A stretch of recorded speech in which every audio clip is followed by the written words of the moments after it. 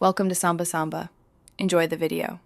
You start by eliminating simple network barriers and reproducing the problem.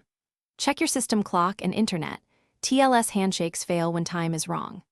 Once done, disable VPN, proxy, and antivirus temporarily to see if curl connects. Then flush DNS and restart your network adapter so cached bad routes are cleared.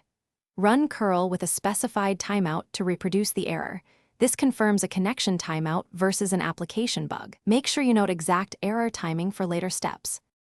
Once you can reproduce curl error 28, change curl options to increase the timeout and enable verbose logging so you see DNS, connect, and SSL timing.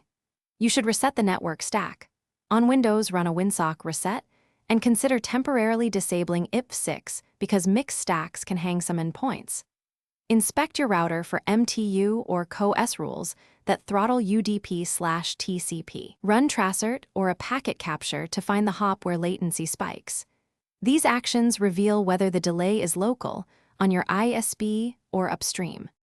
You finish by applying confirmed network fixes and verifying Fivem itself. Reinstall the client, validate game files, and restart the Fivem service.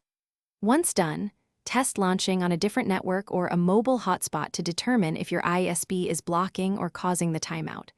If problems persist, gather verbose curl output and Fivem logs. These show timestamps and where the connection stalls. One key tip: increase curl/connect timeout as a temporary workaround while you resolve the underlying network hop causing the error. Thanks for watching. Consider subscribing if we helped you.